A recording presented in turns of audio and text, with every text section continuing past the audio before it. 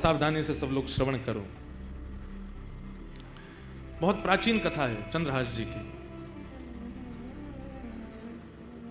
महाभारत के युद्ध से पूर्व और युद्ध के बाद पांडवों ने 2 यज्ञ किए। युद्ध से पूर्व किया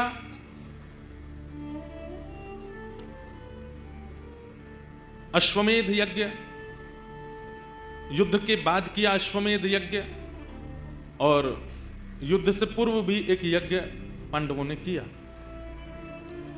अश्वमेध यज्ञ का एक नियम होता है कि यज्ञ करने के पश्चात जो राजा यज्ञ कर रहा है वो अपने घोड़े छोड़ता है। उन घोड़ों को, वो जिस राज्य में घोड़े जाएंगे, अगर वहां के राजा ने उनको बंदी बना लिया तो फिर उस राजा से युद्ध होता है, और अगर उस राजा ने घोड़ों को छोड़ दिया तो वो राजा जिसने घोड़े छोड़े हैं उसके अधीन हो जाता है। तो युधिष्ठिर जी ने घोड़े छोड़े, और घोड़े छोड़ करके नियम बना दिया, उस पर लिख दिया ये घोड़े सामान्य नहीं है। धर्मराज युधिष्ठिर ने महाभारत युद्ध जीतने के बाद अश्वमेध यज्ञ करके इन घोड़ों को छोड़ा है। ये जिस जिस दिशा में जिस जिस राज्य से होके निकलेंगे वो सारे राज्य युधिष्ठिर के माने जाएंगे। वहां के राजा युधिष्ठिर के नीचे काम करेंगे। और अगर इस भाव से किसी को दिक्कत हो तो युधिष्ठिर से युद्ध लड़ने के लिए तैयार रहना। घोड़ों के पीछे सेना लेकर के अर्जुन चल रहे थे। 2-4 लोगों ने घोड़ों को अपने राज्य में घुसने से मना किया तो अर्जुन ने युद्ध करके उनको परास्त कर दिया। इसी प्रकार फिर जब वो घोड़े पूरी पृथ्वी की चक्कर लगा के वापस आ जाते तब उस राजा को कहा जाता चक्रवर्ती सम्राट। इसको कोई नहीं हरा पाया। युधिष्ठिर जी ने घोड़े छोड़े, राज्यों में प्रवेश करते कई राजा तो अधीन हो जाते, बोले हम युधिष्ठिर जी के नीचे रहने को तैयार हैं। कई नहीं रहते तो अर्जुन युद्ध करके उनको नीचे कर देते। सब जगह भ्रमण करते करते जब वह घोड़े कुंतलपुर पहुंचे, हस्तिनापुर से थोड़ी दूर पूर्व ही एक कुंतलपुर नाम का स्थान पड़ा, जहां पर वे घोड़े पहुंचे। और जैसे ही उन स्थान में घोड़ों का पहुंचना हुआ, कोई राजा या सैनिक नहीं आया रोकने। प्रवेश करते ही कुंतलपुर में घोड़े अपने आप अंतर ध्यान हो गए, अपने आप अंतर ध्यान हो गए। अर्जुन ने तुरंत अपना धनुष उठाया, प्रत्यंचा चढ़ाई, बाण निकाल लिया। किसकी इतनी हिम्मत हुई, घोड़ों को अंतर ध्यान कर दिया? कौन है? अरे छुप करके क्या घोड़ों को अंतर ध्यान कर, सामने आओ मेरे। कोई सामने नहीं आया। तो अर्जुन के पास तो ऐसी ऐसी विद्या हैं कि अगर कोई छुप भी जाए या कोई कहीं भी पहुंच जाए, वो अगर उसका स्मरण करके बाण छोड़ देंगे तो बाण उसी को जाके लगेगा। अर्जुन ने तुरंत बाण का संधान किया और स्मरण किया, जिसने मेरे घोड़े को अंतर ध्यान किया, छुपाया है, ये बाण उसी को जाकर के लगे। युद्ध की चुनौती। जैसे ही अर्जुन ने बाण का संधान किया, इतने में ही आकाश में नारद जी प्रकट हो गए। अर्जुन, इसी वक्त अपना बाण नीचे रखो, धनुष बाण नीचे करो। क्या कह रहे हैं आप? ये तो नियम बना था कि जो भी घोड़ों को पकड़ेगा उससे युद्ध करना पड़ेगा, और कोई छुप करके अगर घोड़ों को अपने वश में कर ले, मैं उसको मारूं ना, ये कैसे हो सकता है? तब नारद जी महाराज बोले, क्योंकि जिसने तुम्हारे घोड़ों को अपने वश में किया है वो सामान्य नहीं है, वो तुम्हारा शत्रु नहीं, तुम्हारा मित्र बनने योग्य है। ऐसा क्या गुण है उसमें? कोई बहुत बड़ा दिग्विजयी राजा है या क्या ऐसी क्या खूबी है उसमें कि मैं उसको अपना मित्र बनाऊं? तब नारद जी महाराज ने कहा, जिस प्रकार तुम कृष्ण भक्त हो, ऐसे ही जिसने तुम्हारे घोड़े हरण किए हैं वो भी कृष्ण भक्त है। कुंतलपुर का राजा, उसका नाम है चंद्रहास। इसलिए तुम उस पर बाण चलाने की कोई चेष्टा मत करो।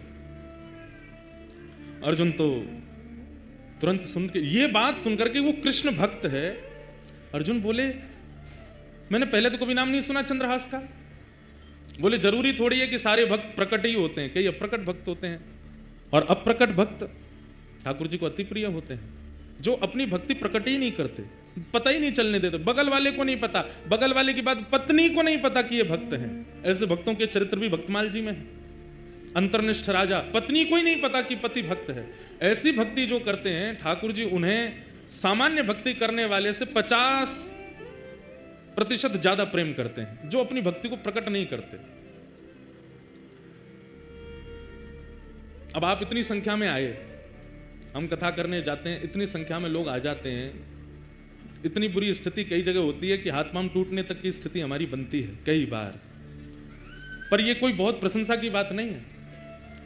इतने लोग जानते हैं, इसका मतलब ठाकुर जी हमसे ज्यादा दूसरों को प्रायोरिटी देंगे, क्योंकि हमारी भक्ति प्रकट हो गई, हमारे प्रवचन प्रकट हो गए, हमारे भाव प्रकट हो गए। हाँ, हमारी कथा सुन करके या हमारे जैसे आचार्यों की कथा सुन करके अगर कोई व्यक्ति अंतर्निष्ठ भक्त बन गया, छुपा हुआ भक्त, तो ठाकुर जी हम पे भी कृपा कर सकते हैं कि तेरे प्रवचन सुन के देख या के चित्त में अंतर्निष्ठ भक्ति आई है, तो या के संगतों पे भी कृपा होएगी। प्रचार बहुत ज्यादा हो जाता है ना, ठाकुर जी फिर समय लगाते हैं मिलने में, लेकिन अब क्या कर सकते हैं। कलयुग में युवाओं का, आप सब लोगों को कथा सुना करके भी तो कुछ ना कुछ, ठीक है आप पहले मिल ली हो ठाकुर जी से, फिर ठाकुर जी से कहते इनकी कथा सुन के आए, इनको भी बुला लो ऐसा कुछ कर लेना। तो अंतर्निष्ठ भक्त जो होता है वो ठाकुर जी को बहुत प्रिय होता है, जिसकी ज्यादा प्रचार नहीं, जिसको ज्यादा लोग जानते नहीं, ठाकुर जी को बहुत प्रिय। हमारे ब्रज में कई अंतर्निष्ठ महात्मा है जिनको कोई नहीं जानता, गिरिराज जी में, वृंदावन में, बरसाने में, नंदगांव में। और अगर कोई लोग आ भी जाते हैं ना तो वो दूर से ही देख लेते हैं, और जैसे ही देखते हैं कि कोई हमसे मिलने के लिए आ रहा है, इसको किसी ने हमारे बारे में बता दिया, तो वो ऐसी हरकत करने लगते हैं कि आदमी सोचता है कि ये पागल हैं, डर के मारे भाग जाते हैं कि हमारे पास कोई ना आवे, हमसे कोई ना मिले। ऐसे कई भक्त हैं ब्रज में। हमने कईयों के दर्शन किए। एक तो वृंदावन परिक्रमा में जो बहुत पुराने लोग होंगे, वृंदावन परिक्रमा करते रहे होंगे, तो उनको शायद पता होगा,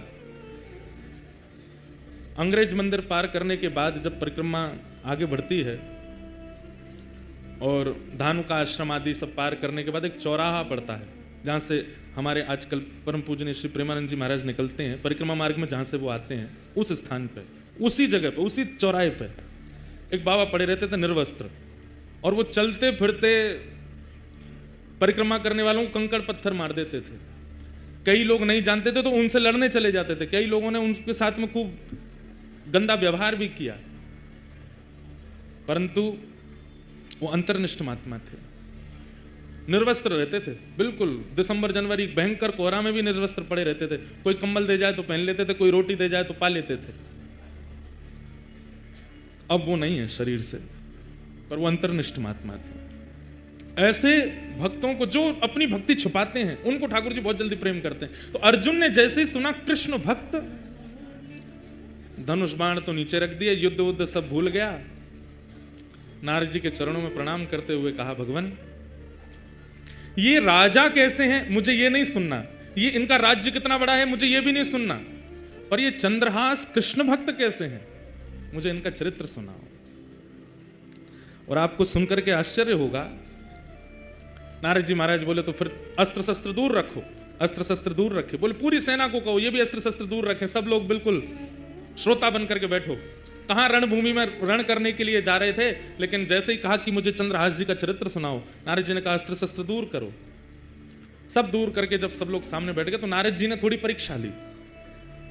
अश्वमेध यज्ञ चल रहा है हस्तिनापुर में, तुमको विलंब नहीं होगा पहुंचने में। अब तुम यहां भक्त चरित्र सुनने के लिए बैठ रहे हो, चंद्रहास जी का चरित्र सुनने के लिए बैठ रहे हो, विलंब हो जाएगा, तुमको अश्व लेकर के वहां पहुंचने हैं, युधिष्ठिर जी का यज्ञ अधूरा रह जाएगा। वर्षों से चल रहा यज्ञ, इतने संत, इतने ऋषि, इतने महात्मा उसमें उपस्थित हो रहे हैं, सब धरा का धरा रह जाएगा, क्योंकि कथा तो एक बार प्रारंभ होगी, कब पूरी हो इसका कोई निधान नहीं है। अर्जुन की ये बात कथा को प्रकट करा देती है। अर्जुन कहते हैं अगर कोई कृष्ण भक्त का चरित्र सुनने में अगर वर्षों भी लगे तो उस पर सैकड़ों अश्वमेध यज्ञ में वारी वारी करूं, पर एक भक्त का चरित्र तो मुझे सुनना है। एक भक्त के चरित्र पर 100 अश्वमेध यज्ञ वारी जावे, पर आप तो भक्त यश सुनाओ। नारद जी महाराज बोले तो ठीक है, मैं अब तुम्हें चंद्रहास का सुंदर प्रसंग सुनाता हूं। जैसे ही नारद जी ने कहा मैं प्रसंग सुनाता हूं, इतने में एक दिव्य तेज प्रकट हुआ, और तभी क्या देखते हैं, आहा, वंशी विभूषित करा नवनीर दाभात, पीतांबरादरुण बिंब फलाधरोष्ठात्, पूर्णेन्दु सुंदर मुखारविंद नेत्रा, कृष्णा परम किमपि तत्त्वमहम्। एक तेज प्रकट हुआ। अर्जुन बोले ये तेज कैसा? अर्जुन को लगा शायद चंद्रहास जी आ रहे होंगे, पर जैसे ही तेज विश्राम हुआ, मुरली मनोहर श्याम सुंदर प्रकट हो गए और प्रकट होकर के अर्जुन के बगल में आसन लगाया, वहीं बैठ गए। अर्जुन बोले नाथ ये कैसी लीला आपकी? बोले भागवत की कथा सबको सुनने का अधिकार है, भक्त चरित्र का मुख्य श्रोता तो मैं हूं, सबसे पहले मैं आकर के बैठूंगा, व्यास जी का तिलक करूंगा तभी कथा होएगी। भक्त चरित्र तो मैं सुनता हूं, चंद्रहास का चरित्र यहां पर सुनाया जाएगा या किसी भी भक्त का चरित्र सुनाया जाएगा, मेरे बिना नहीं प्रारंभ हो सकता, तो मुझे आना पड़ेगा। आप सब इतनी संख्या में बैठे हैं, आप सबके बीच में मुंह छुपाए चुपचाप ठाकुर जी बैठे हैं, क्यों? एक भक्त चरित्र प्रारंभ हो रहा है। भक्त का चरित्र तो ठाकुर जी सुनते। ठाकुर जी प्रकट हो गए, अर्जुन के बगल में आकर के बैठ गए। अर्जुन के तो भाव ऐसे प्रकट हो रहे हैं, नाथ कितनी कृपा। नारद जी महाराज भावुक हो गए, भगवान आज्ञा हो तो अब मैं चरित्र सुनाना प्रारंभ करूं। ठाकुर जी बोले निश्चित सुनाओ, अब कोई विघ्न नहीं आएगा, कोई रुकावट नहीं आएगी, तुम तो सुंदर अब चरित्र सुनाओ। केरल देश में एक राजा थे, बड़े प्रतापी राजा, और उन प्रतापी राजा के यहां एक पुत्र ने जन्म लिया जिनका नाम उन्होंने रखा चंद्रहास। धीरे धीरे बालक जब 3 वर्ष का हो गया, बहुत सावधानी से सुनिएगा सब लोग, बालक जब 3 वर्ष का हो गया तब केरल देश में एक शत्रु राजा ने चढ़ाई की, और ऐसी चढ़ाई की कि पूरे केरल देश को अपने वश में कर लिया। अनंत संख्या लेकर के सैनिकों की आया, पूरे केरल देश पर आक्रमण कर दिया। उस आक्रमण में राजा मारे गए, सैनिक मारे गए। अब धीरे धीरे स्थिति की सेना ने भीतर देश में प्रवेश करके वहां की औरतों को, बच्चों को भी मारना प्रारंभ किया। जो क्रूर राजा जिसने आक्रमण किया था उसको पता चला, बोले कि राजा मर गया, रानी मर गई, पूरा परिवार मर गया, एक इनका 3 वर्ष का बालक है वो अंदर भवन में है, उसको मार दो तो आपकी विजय हो गई इस देश पर। जैसे ही उस राजा ने अंदर प्रवेश करना प्रारंभ किया तो एक धाई मां, जो बालकों की आजकल कह दें तो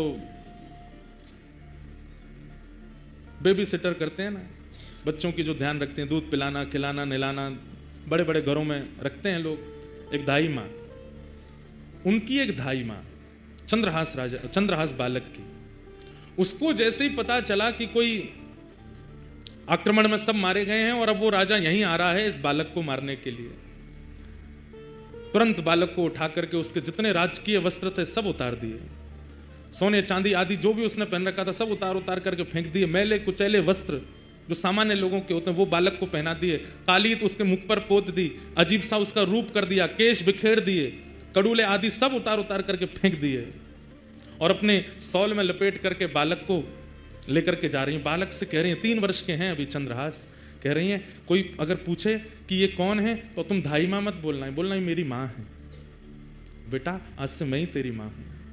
माता पिता दोनों चले गए, पूरा राज्य नष्ट हो गया। धाई मां ने बालक को अपनी सौल में लपेटा, गोद में लेकर के पीछे के रास्ते से सामान्य लोग जहां से भाग रहे थे वहीं से निकल के जाने लगे। जगह जगह नाकाबंदी पर सबको देखा जा रहा था। अंदर से राजा ने घोषणा कर दी कि राजकुमार को लेकर कोई भाग गया है, ढूंढो उसको, कहां है। बहुत सुंदर चरित्र बंधुओं, सावधानी से सुनना। बालक को लेकर के धाई मां जैसे ही बाहर आने लगी तो एक सैनिक ने रोका। कौन हो? महाराज मैं तो सामान्य स्त्री हूं, मेरा घर जल गया, पति मर गए, जा रही हूं कहीं, भाग जाऊंगी, मुझे भी मार देंगे नहीं तो। कौन है ये बालक, इसका मुख दिखाओ। बालक का जब रूप दिखाया तो फटे कुचैले वस्त्र पहने हैं, मुख पर गंदगी लपेटी हुई, लग ही रहा था कि धाई मां का ही बालक है। ए बालक ये कौन है? चंद्रहास बोले ये मेरी मां है। ठीक है जल्दी जाओ, निकलो यहां से। जैसे तैसे वहां से प्राण बचा करके उस बालक के वो धाई मां निकल गई। बहुत व्याकुल है चित्त से, इतनी दूर जाना है कि कहीं से भी उस राजा को ये राजकुमार मिल ना जाए। तो दक्षिण केरल देश से चलकर के वो मां उत्तर भारत तक चल करके आई बालक को लेके। महीनों लगे, साल लगे, कितना समय लगा पता नहीं। और ग्वालियर के पास में जो कुंतलपुर गांव, जिसके बारे में हम लोग सुनेंगे, जहाँ के ये राजा बने कालांतर में, वहाँ पहुँच गए। वहाँ के तत्कालीन राजा कोई थे, उनके मंत्री थे, उसका नाम था दृष्टबुद्धि। क्या नाम था? दृष्टबुद्धि। दृष्टबुद्धि के पास जाकर के दाई माँ ने कहा, मैं दासी हूँ, बहुत निपुण हूँ, आप मुझे जो काम कहेंगे मैं करने को तैयार हूँ, मुझे कोई नौकरी दे दीजिए। माँ को लगा अब उत्तर भारत में कम से कम इतने 1000 किलोमीटर की दूरी है, कम से कम यहां सुरक्षित रहेंगे राजकुमार। दृष्टबुद्धि। दृष्टबुद्धि कुंतलपुर के राजा के मंत्री हैं। मंत्री ने जैसे देखा, अच्छा ठीक है, हमारे यहां तो बहुत सेविकाएं हैं, काम तो लगे रहते हैं, क्या कर सकती हो? बोले जो कहोगे वो करने को। और ये तुम्हारा बालक, ये तो छोटा है, खेल लेगा यहां बाहर बच्चों के साथ में, ठीक है। और वहां उस दाई माँ को एक नौकरी मिल गई, राजा के दरबार में कुछ काम आदि करती। और चंद्रहास राजकुमार, अब पूरा नगर दाई माँ को जानता है, जितने लोग जानते हैं सब कहते हैं ये बालक कौन है? बोले कि ये दासी पुत्र है।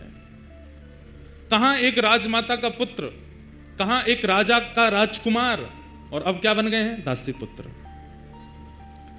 2-2 दिन तक भोजन नहीं मिल पाता है, रात्रि सोने की व्यवस्था नहीं हो पाती है, दाई माँ के साथ ही चंद्रहास रहते हैं।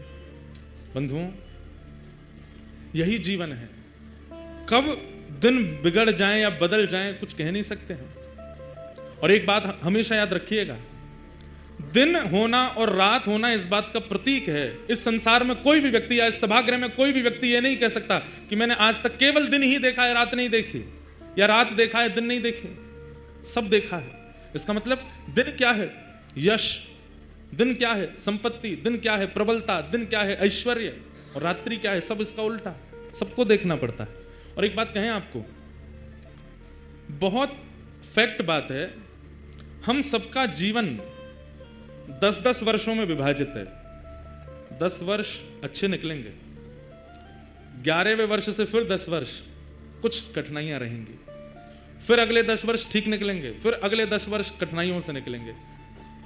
इसी को कहते हैं कि 10 वर्ष हम लोग सीखते हैं और 10 वर्ष उस सीखे हुए से कमाते हैं। सबके जीवन में ये नियम आता ही है। किसी किसी के प्रारंभ जीवन में ही आ जाता है, किसी के मध्य जीवन में, किसी के अंत जीवन में, पर ये 10 वर्षों का विभाजन चलता ही रहता है। राजा, केरल देश के राजा का पुत्र अब दासी पुत्र। अगर किसी के चित्त में, गोस्वामी तुलसीदास जी प्रसिद्ध बात है, सबको पता है, दीन कहे धनवान सुखी, धनवान कहे सुख राजा को भारी, राजा कहे महाराजा सुखी, महाराजा कहे सुख इंद्र को भारी, इंद्र कहे चतुरानन को सुख, ब्रह्म कहे सुख विष्णु को भारी, तुलसीदास विचार कहे हरि भजन बिना सब जीव दुखारी। सब दुखी। कष्ट का समय सबके जीवन में आता है बंधुओं, बस उस समय पर धैर्य मत खोइएगा। ये 10 दिन में जो भजन किया, 10 वर्ष में जो भजन किया, वो 10 वर्ष कष्ट के जमाएंगे। तब उस भजन से बल लेकर के बस उससे जूझ लीजिए, निकल लीजिए, शांत रहिए, मौन रहिए। आज चंद्रहास जी एक दासी पुत्र हो गए। कैसा उनका जीवन? छोटे बच्चों के साथ में बाहर गली में खेलते हैं, नाली में गिर जाते हैं, सब कुछ राजकीय अब नष्ट हो चुका है और दासी पुत्र के नाम से ही जाने जाते हैं। लेकिन ठाकुर जी जब परीक्षा लेने पे आते हैं तो बंधुओं अति कर देते हैं कई बार। 5 वर्ष की आयु हुई चंद्रहास जी की, और जो दाई मां उनको लेके भागी थी बचाने के लिए, अब उसके प्राण निकलने लगे। कोई नहीं है अब चंद्रहास जी का इस दुनिया में। माता पिता परिवार सब मारा जा चुका है, एक दाई मां है बस। और अनजान नगर, सब दासी पुत्र समझते हैं इनको। चंद्रहास जी गए अपनी मां के पास, दाई मां के पास, तो देखा बिस्तर पर पड़ी, बुखार चढ़ रहा है। सिर दबाने लगे, मां आपको क्या हुआ? चंद्रहास का हाथ पकड़ लिया, बालक अब मैं जाने वाली हूं, आप जा रही हो, मैं किसके पास जाऊंगा फिर? मेरा कौन है यहाँ पे? माता पिता जा चुके हैं, आप मुझे यहाँ ले आई, मैं आपको ही माँ मानता हूँ, यहाँ सब लोग मुझे जानते नहीं हैं, मुझे कोई पूछता भी नहीं, आप भोजन कराती हैं तो मैं खाता हूँ, आप मुझे नहलाती हैं तो मैं नहा लेता हूँ, मैं किसके पास रहूंगा अब? सुनो चंद्रहास, इधर आओ, आज के बाद कोई पूछे तुम्हारी माँ कौन है तो कहना कृष्ण मेरी माँ है। कोई पूछे तुम्हारे पिता कौन है तो कहना कृष्ण मेरे पिता है। कोई पूछे कि तुम्हारा आश्रय कहाँ है तो श्री कृष्ण के चरणार बिंदों को ही अपना आश्रय बताना। कोई पूछे तुम्हारा सर्वस्व कौन है तो कृष्ण ही तुम्हारे सर्वस्व है। बोलो चंद्रहास तुम्हारी माँ कौन है? चंद्रहास रोते हुए बोलते हैं कृष्ण मेरी माँ है। जानते भी नहीं है कृष्ण है कौन, बस माँ समझा रही है। कौन है तुम्हारी माँ? कृष्ण मेरी माँ। तुम्हारे पिता कौन है? कृष्ण मेरे पिता है। तुम्हारे सर्वस्व कौन है? कृष्ण मेरे सर्वस्व। और यही कृष्ण मेरे सर्वस्व, कृष्ण मेरे सर्वस्व कहते कहते कहते दाई माँ ने भी प्राण त्याग दिए। अकेले रह गए हैं चंद्रहास पूरी दुनिया में, अब कोई नहीं है उनके पास। नारद जी कथा सुना रहे हैं और सामने बैठ के कृष्ण अर्जुन दोनों रो रहे हैं। चंद्रहास जी का चरित्र। चली गई मां, किसी के घर में किराए पर या कैसे भी रहती थी, उन घर वालों ने अब चंद्रहास जी को घर से निकाल दिया। मां तो थी काम करके कुछ देती थी, अब तू अकेला क्या करेगा यहां पर, निकल जा। छोटे से 5 वर्ष के चंद्रहास निकल गए घर से।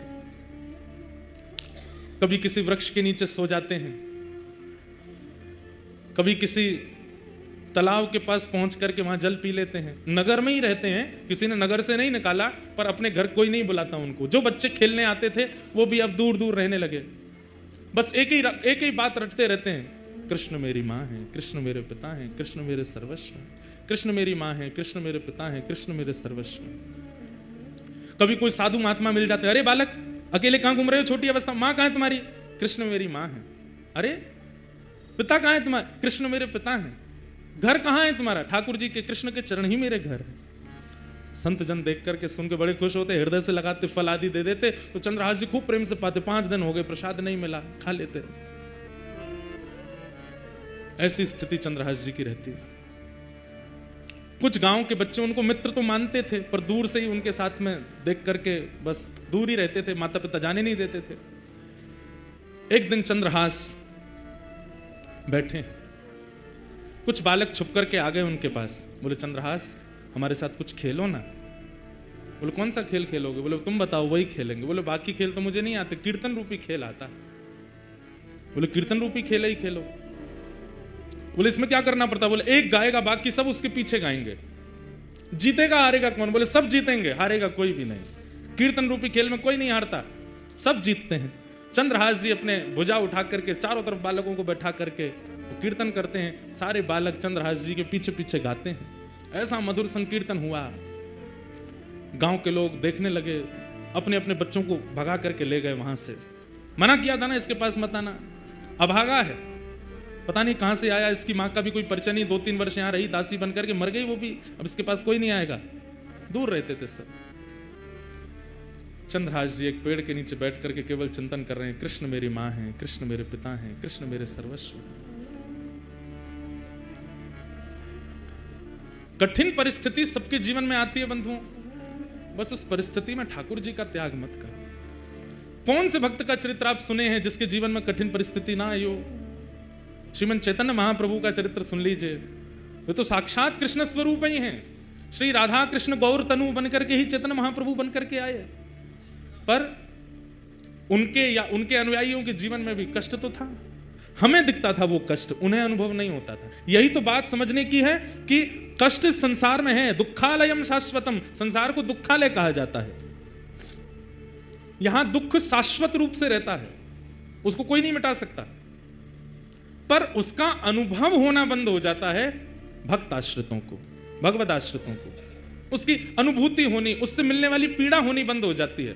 मैं कथा में कहा करता हूं, भक्ति क्या है? एनेस्थीसिया का इंजेक्शन है, सुन्न कर देती है बॉडी को। फिर चाहे जितनी विपत्ति आवे, जितने कष्ट आवे, जितने संकट आवे, आते तो हैं कष्ट, अनुभव नहीं होते, पता नहीं चलते, सबको पार कर लेते हैं। दुखालयम शाश्वतम।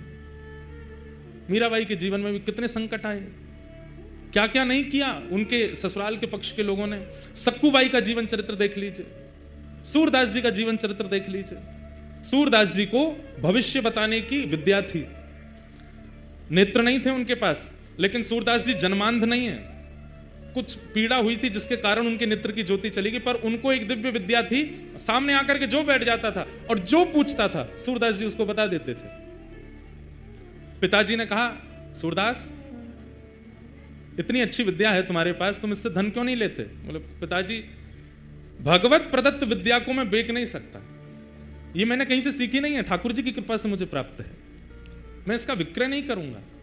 तो बोले विक्रय नहीं करेगा, पूरे दिन घर में पड़ा रहता है, यहाँ पे भीड़ लगी रहती है, 1 रुपया तुम लेते नहीं हो, निकल जाओ घर से। निकल गए घर से।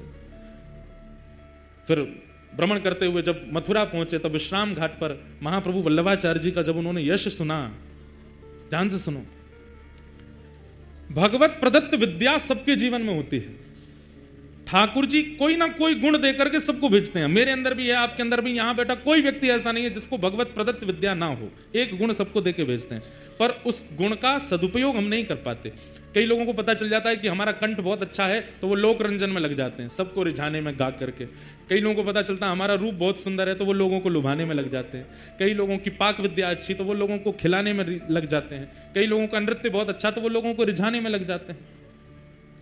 पता चल जाए कि कोई भगवत प्रदत्त विद्या है या भगवत प्रदत्त गुण हमारे पास है, उससे हरि को रिझाओ, हरि रिझेंगे। सूरदास जी महाराज को लगा कि मैं बिना नेत्रों के लोगों का भविष्य देख लेता हूं, लोगों की खोई चीज ढूंढ लेता हूं, लोगों का पास्ट पता है, फ्यूचर पता है, सब कुछ मुझे पता है बिना नेत्रों के, पर इस गुण से मैं संतुष्ट नहीं हूं। इसी भावना को चित्त में धारण करके श्रीमद् वल्लभाचार्य जी के पास गए, महाप्रभु जी के चरणों में प्रणाम किया तो महाप्रभु जी ने उन पर दृष्टि डाल करके देखा और जैसे ही ब्रह्म संबंध हुआ, जैसे ही गुरु दीक्षा प्रदान की श्री सूरदास जी को, सूरदास जी से कहा तुमने बहुतों का भविष्य देखा है, तुम पास्ट में जा जा करके सबका देख लेते हो, अब मैंने तुम्हें ब्रह्म संबंध दे दिया है, अब ब्रह्म का पास्ट देखो, ठाकुर जी का जीवन चरित्र देखो। आहा, जैसे सूरदास जी ने नेत्र बंद करके चिंतन लगाया, अब किसी जीवात्मा का कोई भविष्य आदि नहीं दिख रहा है या किसी जीवात्मा की पूर्व की स्थिति नहीं दिख रही, अब ठाकुर जी की लीला दिखने लगी उनको। और सूरदास जी ने, तब मेरे को सूरदास जी आज इसलिए याद आ रहे हैं, सामने ही बैठे हैं, वहीं ऊपर ही बैठे हैं और बार बार अपना तंबूरा लेके ऐसे ठाकुर जी ऐसे बैठ करके सुन रहे हैं, तो मेरी बार बार दृष्टि पड़ती है, इसलिए बार बार सूरदास जी स्मृति में आ रहे हैं, लेकिन भाव की पुष्टि हो रही है इसलिए मैं बोल रहा हूं। और सामने ही जब बैठे हैं, और कोई यहाँ शंकराचार्य जी भी बैठे हैं, ऋषि अत्रि भी बैठे हैं, वशिष्ठ जी भी बैठे हैं, पर हम वैष्णवों की ध्वजा लेकर के भक्ति के आगे यही चल रहे हैं। जैसे ही ब्रह्म संबंध हुआ, पहला पद सूरदास जी ने कौन सा कहा, इतना सुंदर पद है, बस मुझे मिल जाए। आहा,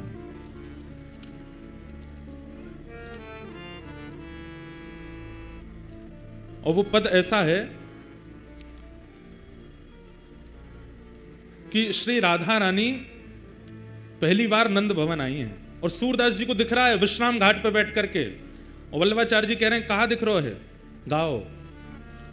सूरदास जी सबका भविष्य देखने वाले आज पहली बार यमुना जी के तट पर बैठ करके कह रहे हैं, हे गुरुवर जो दिख रहा है वो गा रहा हूं। क्या कि यशोदा मैया राधा कुंवरी सवारती, प्यारी यशोदा मैया राधा कुंवरी। जय जय। ऐसा दिख रहा है कि नंद भवन में ठाकुर जी मैया से लड़ रहे हैं। अच्छा कहा कह रहे हैं, बोले यूं कह रहे हैं, मेरा ब्याह कराओ, मैं ब्याह करूंगा मैया, मैं चोरी चकारी और सबरो उदम छोड़ दूंगा, मेरा ब्याह करो। मैया बोली लाला 3 बरस को 3.5 बरस को तू है, वही तो ब्याह करेगा। इतने में ही बाहर नंद भवन की, अब पूरी कथा तो मैं नहीं सुनाऊंगा, बहुत बड़ी है, कल अगर अवसर मिलेगा तो सुनाऊंगा। एक दिन पहले ही ठाकुर जी मिले किशोरी जी से पहली बार, और किशोरी जी को अपने नंद भवन को सबरो मार्ग बता दियो, वहां मेरो घर है, वहां मैं रहूं और मेरो नाम है कुंवर कन्हई। तो मैया तो लड़ रहे हैं, मेरो ब्याह करा दे। इतने में ही किशोरी जी ढूंढते ढूंढते नंद भवन पहुंच गई। मैया बोली इतना सौ है तू, अभी नेक्स्ट 100 अभी तो ब्याह करेगा, बहू कैसी चाहिए। इतने में ही बाहर से आवाज आई, कुंवर कन्हई। किशोरी जी पधारी हैं, ठाकुर जी के कान खड़े, मैया सुन देख कौन बोल रहा है, कुंवर कन्हई। मैया बोली जी कौन, जी तो कोई लाली बोल रही। मैया लाली ना, बहू है, चर्चा है रही, अपने आप ही आई गई है। श्रीमद् वल्लभाचार्य जी सन्मुख बैठे हैं और सूरदास जी, एक आचार्य की कृपा हो गई और अपने भगवत प्राप्त गुण से ठाकुर जी की द्वापर की लीला देखने लगे और देख करके गाने लगे क्या लीला हुई? वो ठाकुर जी दौड़ करके गए, द्वार खोलो। यशोदा जी किशोरी जी को भीतर लेकर के पधारी। अरे लाली, कौन की लाली है तू? अब किशोरी जी संकोच में खड़ी हैं, ठाकुर जी को देख रही हैं। ठाकुर जी कह रहे हैं बताओ कौन की लाली हो? किशोरी जी कुछ नहीं बोली। तो ठाकुर जी, मैया जे ब्रजमान गोप की लाली है। अच्छा, बरसाने वाले ब्रजमान गोप? किशोरी जी कुछ नहीं बोले। अच्छा, तेरो गांव कौन सा है? मैया बरसाने गांव में रहे, रावल गांव की है। अच्छा, तेरी मैया को नाम तो मुझे कछु ऐसो याद है, वो याद नहीं आ रहा है। ठाकुर जी बोलो कीर्ति मैया। तो ते पूछ रही हूं मैं, तू काय को बता रहा है? या ते पूछ रही हूं, या बता दे।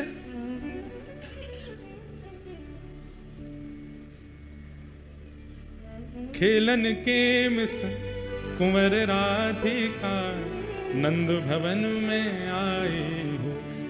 क्रम जो चंद्रदास जी का चल रहा है वो चलेगा, अभी भाव आयो है। सूरदास जी महिते कह रहे हैं सुनाओ। किशोरी जी आ गई हैं, माता जी पूछ रही हैं, पर ठाकुर जी सबरो उत्तर दे रहे हैं। ठाकुर जी को पकड़ के मैया बोली, अरे इतनी देर से तू बोल लो, तू कब मिलो जाते? कहाँ मिलो? अब किशोरी छोड़ दें, ठाकुर जी पकड़ लिए। आहा, तो ठाकुर जी कहा क्या उत्तर दे रहे हैं? कितने बोले हमारे लाल जी।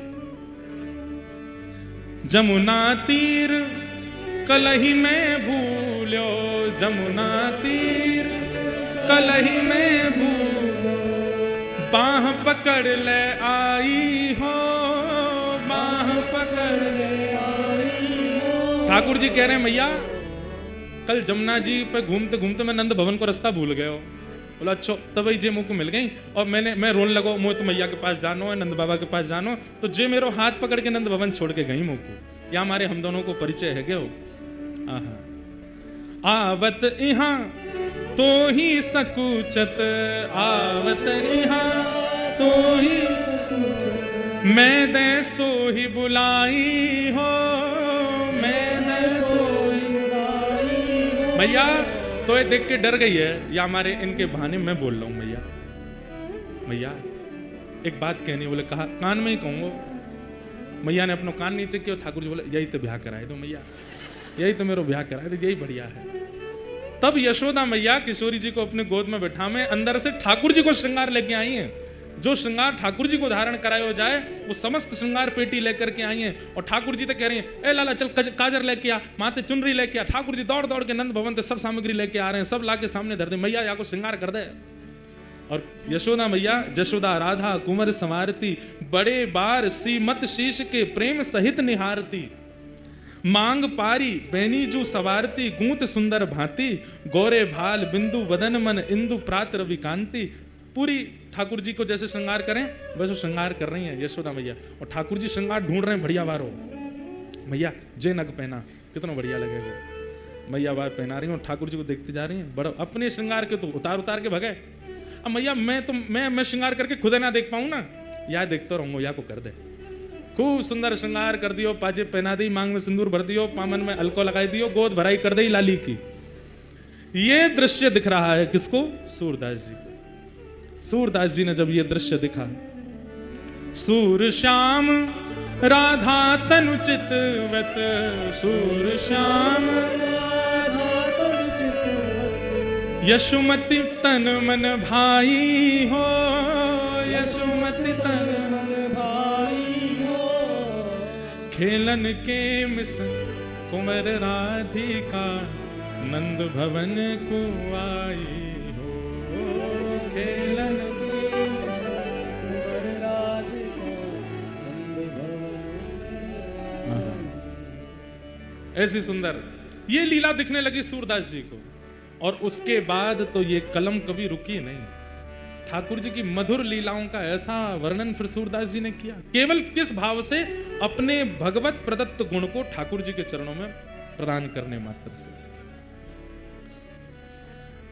कष्ट तो जीवन में था सूरदास जी के, पर गुरु कृपा से संपूर्ण जीवन आनंदमय हो गया। ठाकुर जी की लीला प्रकट होने लगी। चंद्रहास जी के जीवन में अब कोई नहीं है, सब छोड़ करके चले गए। माँ चली गई, पिताजी चले गए, राज्य छूट गया।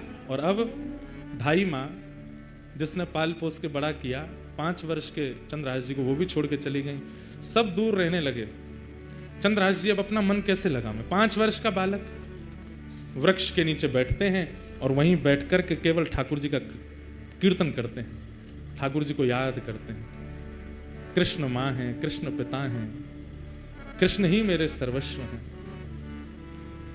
बैठे थे चंद्रहास जी, ध्यान लगा करके नेत्रों से अश्रुपात हो रहा था। तभी आकाश मार्ग से नारद जी जा रहे थे। बंधुओं, ये बात प्रमाणित है, आचार्य चरण इस बात पर प्रमाण देते हैं। आप लोग नाम जप करते हो, आप लोग नियम से सेवा करते हो, आप लोग अपने गुरु प्रदत्त प्रणाली में रहते हो, इसका परीक्षण कौन करता है? नारद जी करते हैं। नारद जी नित्य प्रत्येक वैष्णव के घर जाते हैं और उसके घर में जाके पूरी व्यवस्था देखते हैं, रसोई कैसी है, सेवा कैसी है, कितना भाव है, कितना कुभाव है, कितने विचार हैं, कितने अविचार है, सबका दर्शन नारद जी करते हैं। और फिर नारद जी मार्क्स देते हैं एवरी डे। अभी तक नहीं मिले ठाकुर जी, या को मतलब क्या है? नारद जी ने फेल ही कर रखे हैं, हम विचारों में पास नहीं है। नारद जी महाराज आकाश से देखते हुए जा रहे थे। हरिदास वर्य है नारद जी, हरिदासों में श्रेष्ठ। नारद जी ने जैसे देखा चंद्रहास बालक को, देवतुल्य हैं, तुरंत नेत्र बंद करते पूरा चंद्रहास जी का चरित्र आ गया उनके चित्त में। अरे इसके तो माता जी मर गई, पिताजी चले गए, राज्य छूट गया, सब कुछ छूट गया, अब धाई माँ भी चली गई, और अब ये बैठ के ठाकुर जी का चिंतन। ठाकुर जी को जानता नहीं है, केवल धाई माँ कह गई ये कृष्ण ही तुम्हारे पिता माँ है, उनके पास जाओ, उनका चिंतन कर रहा है। नारद जी प्रकट हो गए सामने। चंद्रहास जी को बढ़िया सुगंधी सी आई तो नेत्र खोल करके देखा, आहा सुंदर वीणा हाथ में लिए, देव दत्ताम मिमाम वीणाम स्वरत ब्रह्म विभूषिताम मूर्छयित्वा हरि कथाम गायमानश्चराम्यहम्। नारद जी सामने खड़े हैं। चंद्रहास जी बोले, हे ऋषिवर, मैंने अनेक संत ऋषियों के दर्शन किए, पर आप जैसा तेज और आप जैसी उपस्थिति से जो मेरे चित्त में प्रसन्नता, ऐसा मुझे पहले कभी नहीं हुआ। आप कौन हो? नारद जी बोले, मैं नारद हूं। ये नारद कौन है? चंद्रहास जी को क्या पता, कथा आदि तो कभी सुनी नहीं। नारद जी बड़े प्रसन्न बोले, नारद चंद्रहास, मैं परम भक्त हूं ठाकुर जी का, ठाकुर जी मुझसे बहुत प्रेम करते हैं। कौन ठाकुर जी? बोले श्री कृष्ण। श्री कृष्ण नाम सुनते ही चंद्रहास जी तो व्याकुल हो गए। मेरी माँ कृष्ण, मेरे पिता कृष्ण, मेरे सर्वस्व, और जो धाई माँ बोल के गई वही कृष्ण। बोले हाँ, मैं उनको बहुत प्रिय हूं, उन्होंने मुझे भेजा है तुमसे मिलने के लिए। चंद्रहास जी रोने लगे, मेरे सब छोड़ के मुझे चले गए, धाई माँ बोल के गई कृष्ण ही मेरे सर्वस्व में, वो मुझे कैसे मिलेंगे? कृपा करके मुझे बताओ ना। नारद जी महाराज बोले, मिलेंगे, जल्दी मिलेंगे। उससे पहले तुम्हें अभी बहुत कुछ करना है और तुम्हारे द्वारा बहुत कुछ होना है, ताकि और वैष्णवों को भी प्रेरणा मिले। इसलिए चंद्रहास, सबसे पहले तुम दीक्षा ग्रहण करो, आओ मेरे पास। और श्री चंद्रहास जी को सामने बैठा करके श्री नारद जी महाराज ने दीक्षा प्रदान की। अब यहां प्रश्न उठा, कौन सा संप्रदाय? संप्रदाय सब अपने हैं, कोई बड़ा कोई छोटा नहीं, परंतु यदि नारद जी की दृष्टि से देखा जाए तो श्री निम्बार्क संप्रदाय। क्यों? क्योंकि नारद जी की परंपरा निम्बार्क संप्रदाय की है, वहां गोपाल मंत्र आदि है। वही दीक्षा नारद जी ने चंद्रहास जी को दी। गले में कंठी माला पहनाई, सिर पर तिलक लगा दिया और कान में मंत्र कह करके कहा कि अब नित्य इस मंत्र का जाप करना है। चंद्रहास, ठाकुर जी तुमको मिलेंगे। और अब एक चीज और करनी है, क्या? ठाकुर सेवा। सेवा से मन की मनीलता जाती है। मैं कैसे सेवा करूंगा? मेरे पास तो ना घर है, ना मकान है, ना आसन है, ना सिंहासन है, कुछ भी नहीं है। मैं तो खुद पेड़ के नीचे रहता हूं, कोई आश्रय मुझे मिलता नहीं। कीर्तन गाता हूं तो कई बार लोग कीर्तन करने के लिए घर पर बुला लेते हैं, तो भोजन प्रसाद पवा देते हैं। मैं ठाकुर जी की सेवा कैसे करूंगा? बोले तुम चिंता मत करो, तुम्हारे पास ठाकुर जी हैं। बोले मेरे पास? बोले हाँ। कहाँ हैं? वो तुम जो गोटियों से खेलते हो, कंचा, उनको लेके आओ। तो खूब सारे कंचे इकट्ठे किए थे चंद्रहास जी, पूरे दिन अकेले क्या करें, उनसे खेलते रहते थे। उन्हीं कंचों में एक बहुत सुंदर श्याम वर्ण के वो शालिग्राम जी थे, और उनको भी रखा था। नारद जी ने ढूंढ करके कंचों के बीच में शालिग्राम जी निकाले, बोले ये हैं, ये ठाकुर जी हैं। चंद्रहास, अब इन्हीं की सेवा तुमको करनी। ये ठाकुर जी हैं, मैं तो इनसे खेलता था। तो बोले तो क्या हो गया, पता नहीं था ना तुमको? अब हम बता रहे हैं, ये ठाकुर जी हैं, शालिग्राम भगवान है। फिर शालिग्राम भगवान कौन होते हैं, कैसे होते हैं, पूरी कथा सुनाई नारद जी ने चंद्रहास जी को। ये कौन है, कैसे हैं, कहां से आए हैं, कैसे इनका प्रादुर्भाव हुआ। अभी देवोत्थान एकादशी, तुलसी शालिग्राम विवाह, उस दिन शालिग्राम जी का जन्मोत्सव भी है, उसी दिन शालिग्राम जी प्रकट हुए। पूरी कथा सुनाई। बोले गंडकी नाम की परम भक्ता ने भगवान की स्तुति गाई कि मैं यशोदा जी की तरह गोद में खिलाना चाहती हूँ। तो ठाकुर जी ने सतयुग त्रेता द्वापर में तो उनकी गोद में वास्तविक में खेले, पर कलयुग आते ही भगवान ने आज्ञा की कि अब देवी ये कार्य नहीं हो पाएगा। गंडकी रोने लगी तो आपकी वाणी सफल कैसे होगी नाथ?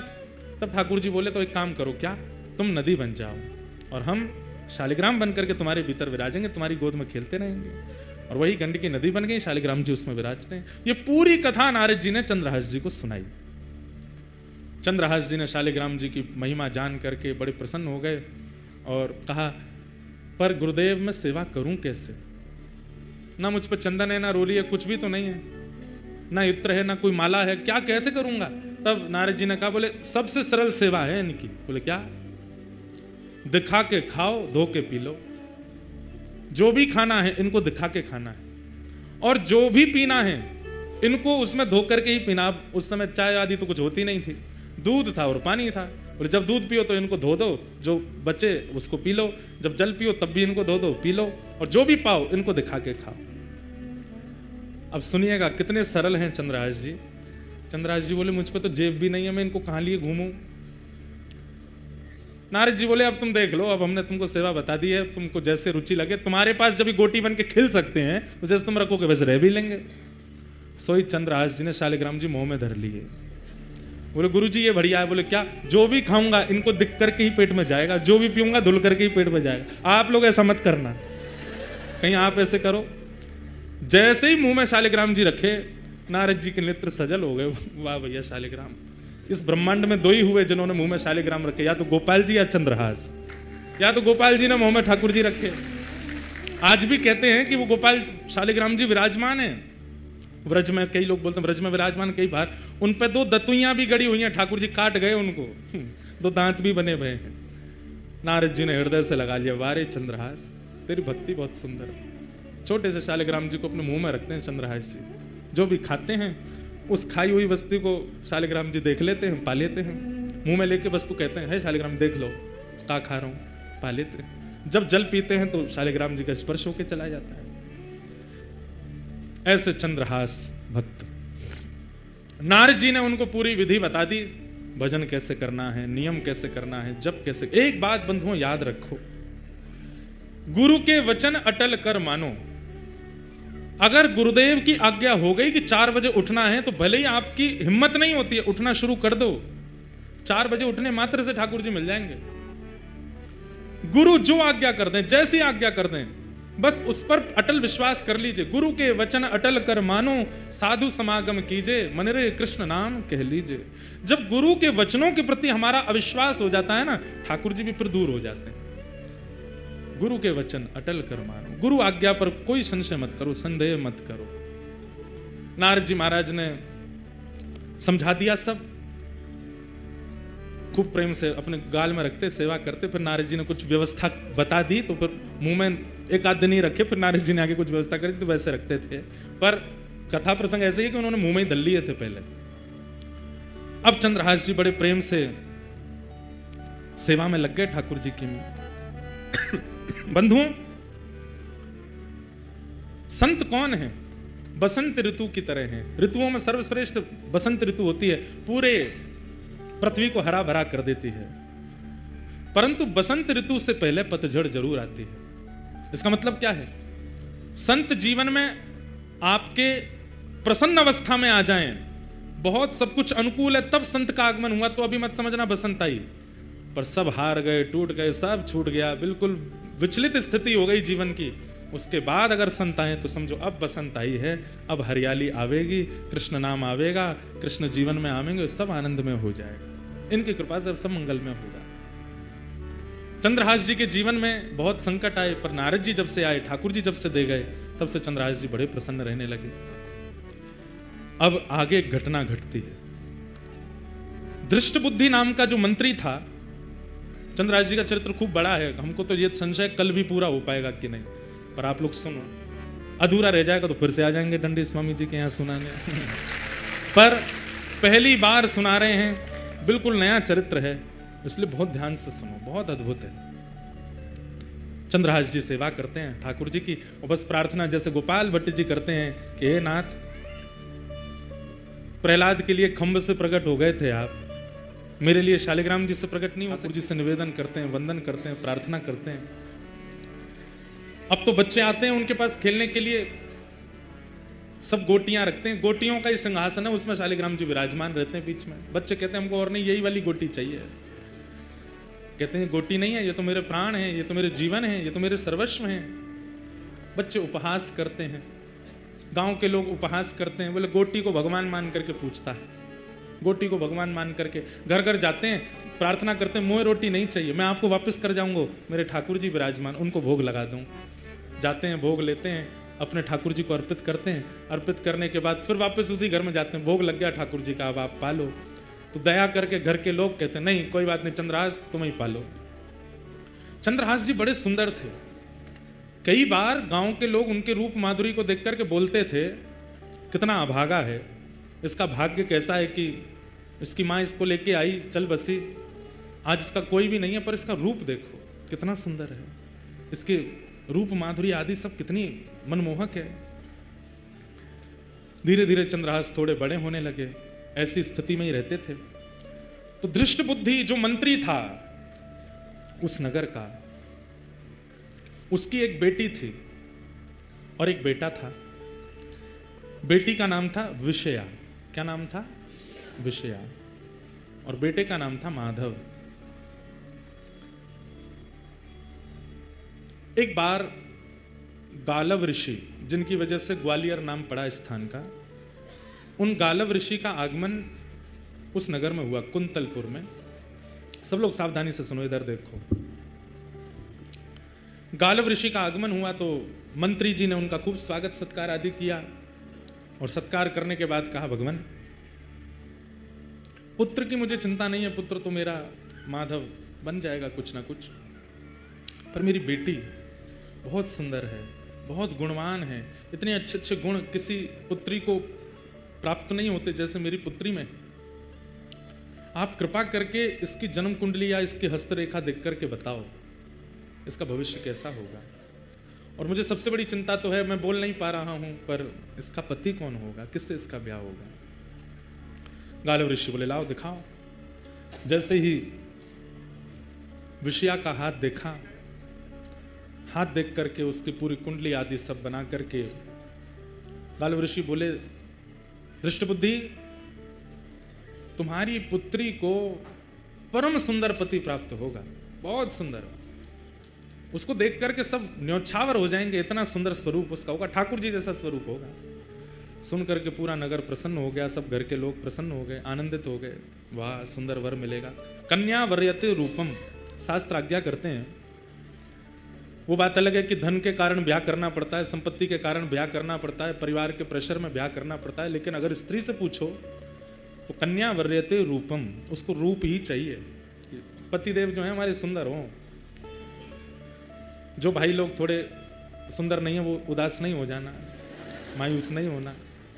रूप की सुंदरता नहीं, हृदय बुद्धि की सुंदरता, वो सुंदर होना चाहिए। वैसे सबको खुद सुंदर ही लगते हैं, सब अपने आप को शीशा में जब देखते हैं तो कैसा भी व्यक्ति क्यों ना हो, वो भी उस समय बड़ी अदब में अपने बाल काटता है, उसको भी लगता है कि मैं सुंदर ही हूँ। तो सबको तो अपने आप का सुंदर ही अनुभव होता है, पर रूप की सुंदरता का क्या करना है?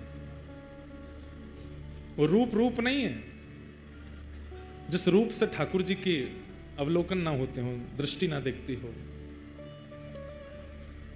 वो कान नहीं है जो ठाकुर जी की कथा ना सुनते हो, वो हाथ नहीं जो सेवा ना करते हो। सबसे बड़ी बात है कि माताओं को सोचना चाहिए पति कैसा हो, भगवत भक्त हो। पतियों को भी ये सोचना चाहिए हमारी होने वाली धर्म पत्नी भक्त हो, और कोई गुण नहीं होगा चलेगा, सबकी कटौती चल जाएगी, पर भक्ति हो। हम सिद्धपीठ जाते हैं तो वो भी सिद्धपीठ जावे, हम सत्संग करते हैं तो वो भी सत्संग करे। ऐसी बुद्धि वाली कन्या भाग्य से मिलती है, ऐसे बुद्धि वाले पति भी भाग्य से मिलते हैं। सौभाग्यशाली हैं जो दोनों दंपति यहाँ बैठ के कथा सुन रहे हैं, सौभाग्यशाली, क्योंकि दोनों कथा में बैठे। तो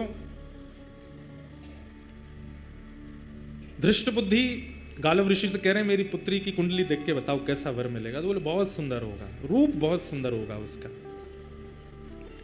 अच्छा, गुण, गुण इतना सरल, इतना सहज, इतना योग्य, इतना विशेष, इतना अद्भुत कि कोई भी उसके पास बैठेगा, उससे वार्ता अगर कर लेगा तो उसमें एक वशीकरण जैसा होगा, उसी का हो जाएगा, उसके भाव में मोहित हो जाएगा, ऐसा पति होगा। कार्य आदि क्या करेगा? बोले कार्य, बोले एक दिन वो बालक कुंतलपुर का राजा बनेगा। ये सुनकर के तो दृष्ट बुद्धि नाचने लगा, वाह वाह वाह, मैं मंत्री हूं, मेरी कन्या राजा को ब्याहेगी। ब्याह के बाद राजा बनेगा, ब्याह से पहले नहीं। बोले कभी बने, बन तो जाएगा ना राजा? बोले हाँ राजा बनेगा, राजा से ही ब्याह होगा। बोले अच्छा, और बताइए, और बताइए। गुण गुण बताते गए। बोले गालव ऋषि बोले सब गुण ही गुण हो ऐसा नहीं होता, कुछ अवगुण भी होते हैं। बोले अवगुण बताओ। बोले अवगुण ये, तुमसे उसका मेल नहीं खाएगा, तुम्हारी बेटी से बढ़िया चलेगी उसकी, पर तुम्हारी और तुम्हारे जमाई की बिल्कुल नहीं बनेगी। ये सुन करके अब वो दृष्ट बुद्धि सोचने लगा, ये कैसे हो सकता है? मैं मंत्री हूं इस राज्य का, यहां का भावी राजा, उससे मेरी नहीं बनेगी। बोले हाँ तुम्हारी नहीं बनेगी, और जब तुम्हारी बेटी का ब्याह होगा तो तुम सबसे बड़ी बीच में रुकावट बनोगे। जब गुणों को सुनता है और अब जब अवगुणों को सुनना है तो मेल ही नहीं हो रहा है। बोले जो गुण आपने बताए उसमें मैं रुकावट कैसे बन सकता हूं? सुंदर है, गुणवान है, वशीकरण उसके अंदर होगा, और आप बोल रहे हैं उसमें भक्ति भी होगी। बोले भक्ति की चरम स्थिति, सामान्य नहीं, चरम भक्त होगा भगवान का। बोले ठीक है भक्ति चरम होगी, लेकिन राजा भी तो बनेगा वो कालांतर में, सब होगा, तो फिर मैं बीच में कैसे आ सकता हूं? बोले ये तो समय बताएगा, तुम बीच में कैसे आओगे, तुम्हारी उससे नहीं बनेगी, और तुम हर प्रयास करोगे उसको रोकने का, अपनी पुत्री का होने से। बेटी तो वहीं बैठी बैठी पिता को देखने लगी, पिताजी आप ऐसा मेरे साथ नहीं करोगे ना? बोले बेटी मैं क्यों करूंगा, अब ये बता रहे हैं वो तो सुनना पड़ेगा। ठीक है, सब बातें बताई। सब बातें बताने के बाद गालिब ऋषि ने प्रसाद आदि पाया। बोले चिंता मत करो, बहुत अच्छा भविष्य होगा तुम्हारी बेटिया का, तुम बिल्कुल निश्चिंत रहना। ठीक है, थोड़ी चिंता में तो आ गया दृष्ट बुद्धि। जैसे गालिब ऋषि जाने लगे तो सब लोग जाते हैं बाहर तक छोड़ने के लिए। उसी समय बाहर नगर के बालक, जिनके परिवार इतने बड़े नहीं है, छोटे छोटे घरों के बालक, वो सब खेल रहे थे चंद्रहास जी के साथ में। गालव ऋषि जैसे ही बाहर निकले तो उनकी तो दृष्टि ऐसी थी, वो जिसका मुख देख लें उसका भविष्य पता चल जाता था। चंद्रहास जी जैसे ही बाहर आए, बाहर आते ही उनकी दृष्टि ऐसे घुमाई नगर के ऊपर, वहां वो बालक खेल रहे थे, बीच में चंद्रहास जी का तो आकर्षण था ही रूप में। चंद्रहास जी को जैसे देखा, ओहो कुंतलपुर का भविष्य तो मेरे सामने खड़ा है। दृष्ट बुद्धि आया, कौन भविष्य मतलब? हे भगवान आप क्या कह रहे हैं? बोले वो बालक कौन है? वो बालकों के साथ जो खेल रहा है, जिसका स्वरूप बुद्धि इतनी सुंदर नहीं है, इतनी सुंदर है पर वस्त्रादि इतने शोभायमान नहीं, वो कौन है? दृष्ट बुद्धि बोला पता नहीं कौन है। अब ये 3 वर्ष के थे जब दृष्ट बुद्धि ने घर से निकाल दिया इनकी मां के मरने के बाद।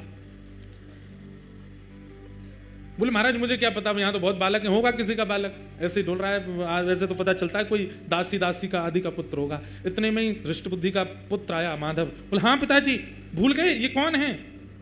बोले कौन है? बोले एक दासी नहीं आई थी हमारे यहाँ छोटे बालक को लेकर के, जिसने कहा था जो सेवा करोगे करूंगी, उसने प्राण त्याग दिए थे ये जब छोटा था। हाँ हाँ हाँ हाँ, एक आई थी केरल देश से आई थी। बोले हाँ, वो जो बालक जिसको छोड़ के वो मरी वही बालक है। गालव ऋषि बोले ये वो बालक है? बोले हाँ महाराज, वो इसकी माँ हमारे यहाँ दासी थी, उसी का पुत्र, माँ मर गई, अब रहता है इधर उधर ही घूमता रहता है। गालव ऋषि बोले इसको पास बुलाओ। पास बुलाया, सामने आकर के खड़े हो गए चंद्रहास जी, हाथ सिर पर रख दिया। स्पर्श नहीं करते थे गालव ऋषि किसी का, चंद्रहास जी के सिर पर हाथ रखा। बोले कुंतलपुर का भावी राजा है, इस नगर का राजा होगा। सुन करके दृष्ट बुद्धि बोला आप क्या बोल रहे हैं? इसकी माँ का पता नहीं, पिता इसके है नहीं, परिवार कोई है नहीं, ये राजा कैसे बन सकता है? राजवंश का राजकुमार राजा बनेगा? बोले मैंने जो बोल दिया वो होगा, और सुनो देख लेना प्राण नहीं निकल जाए ये बात सुन के तुम्हारे। बोले क्या? तुम्हारी बेटी का भी इसी से ब्याह होगा, तुम्हारी बेटी विषया का इसी से ब्याह होगा, यही तुम्हारा जमाई बनेगा। सुन करके दृष्ट बुद्धि मूर्छित हो गया। गालव ऋषि की बात धृष्ट बुद्धि के दिमाग में नहीं बैठी। उठ करके खड़ा हो गया धृष्ट बुद्धि। और अब स्थिति हो गई, अभी अभी बता के गए हैं कि तुम विपरीत हो जाओगे, तुम सबसे बड़े अनर्थ का कारण बनोगे, तुम हर प्रकार से रोक टोक करोगे, आदि आदि सब बता के गए हैं। और ये भी बता के कि यही तुम्हारे जमाई हैं आने वाले। अब उठ करके खड़ा हुआ, जैसे ही देखा चंद्रहास को, फटे से कपड़े पहन रखे थे, धूल मिट्टी लगी पड़ी है, सोने का ठिकाना नहीं, बाल कब से धोए नहीं, जटा बन गए हैं। और अपनी पुत्री को देखे विषया को, ये नहीं हो सकता, असंभव है, ये मैं होने नहीं दूंगा। भीतर चलो, बच्चों को भीतर ले गए, किवाड़ बंद कर दी, गालव ऋषि अपना कह का करके सब चले गए वहां से। अंदर आते ही विपरीत प्रवचन करने लगा। बोले ऋषि जनों की कोई बुद्धि तो होती नहीं है, सठिया गए हैं, ऐसे कुछ भी बोलते हैं और ऐसा कोई भाव नहीं है। और बेटिया तू चिंता मत करना, एक श्रेष्ठ राजकुल का बालक आएगा, उससे तेरा ब्याह करूंगा मैं। विषया बोली पिताजी, महाराज जी बोल के गए थे कि आप होने नहीं दोगे ब्याह, आप वही कर रहे हो। अरे उससे ब्याह कराऊंगा मैं तेरा, देखे उसके वस्त्र देखे, उसके कुल का कोई पता नहीं, आदि आदि सब बोलने लगे। बोले संतों की बात ज्यादा नहीं सुनते, और ये सब आपने ही सिखाया था पिताजी, घर में ऋषियां में तो उनके चरण धोना, उनको प्रणाम करना, माला पहनाना, सब करना। आज से सब बंद, कोई संत नहीं आएंगे, कोई ऋषि नहीं आएंगे, किसी की बात माननी नहीं, किसी को हाथ नहीं दिखाना, किसी को कुंडली नहीं दिखानी, और इसका तो मैं देखता हूं क्या करना है। और उसी समय से दृष्ट बुद्धि लग गए किसके पीछे? चंद्रहास जी के पीछे। एक प्रकार से चंद्रहास जी की जो कथा है वह भक्त चरित्र भी है और एक विशुद्ध प्रेम कथा भी है। अद्भुत कथा है, नारद जी सुना रहे हैं, अर्जुन और ठाकुर जी बैठ करके श्रवण कर रहे हैं। बंधुओं, जो अपनों पुरुषार्थ माने, जो अपनों सारथ माने। सूरदास जी महाराज आज खूब मुंह पे कृपा कर रहे हैं। सूरदास जी ही कह रहे हैं, होनी टारी नाहि टरे, होनी टारी नाहि, होनी टारी नाहि टरे, होनी टारी। सूरदास जी कह रहे हैं, बोले जो होना है वो होके रहेगा, वो टल नहीं सकता। चाहे कोई कितना भी प्रयास करे, चाहे कोई कितना भी यत्न कर ले, जो ठाकुर जी ने मन में विचार कर लिया है वो होके ही रहेगा। अब यहां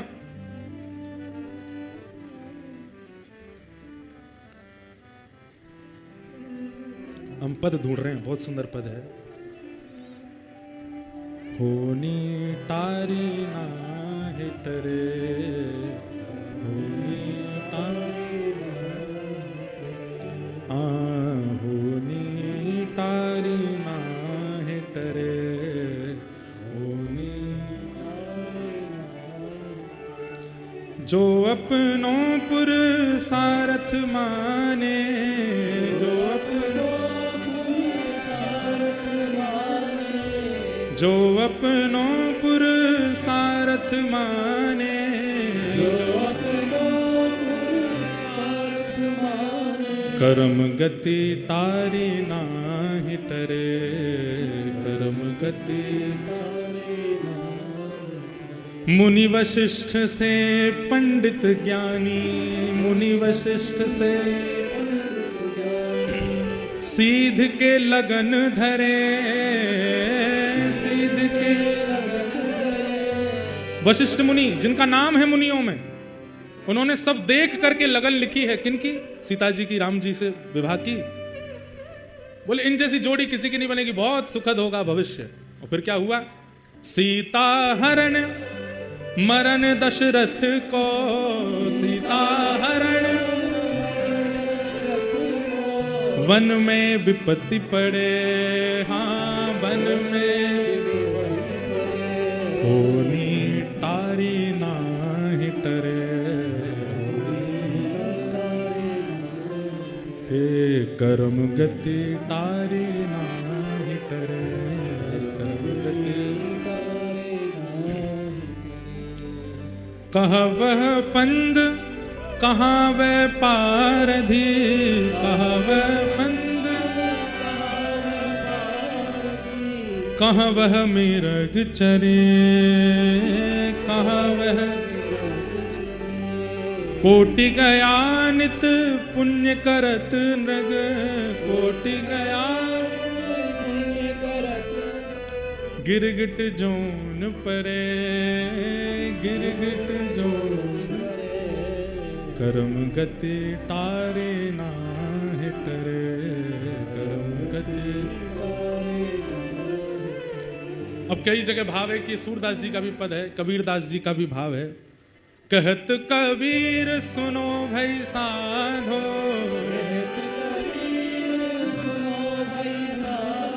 कहत कबीर सुनो भई साधो,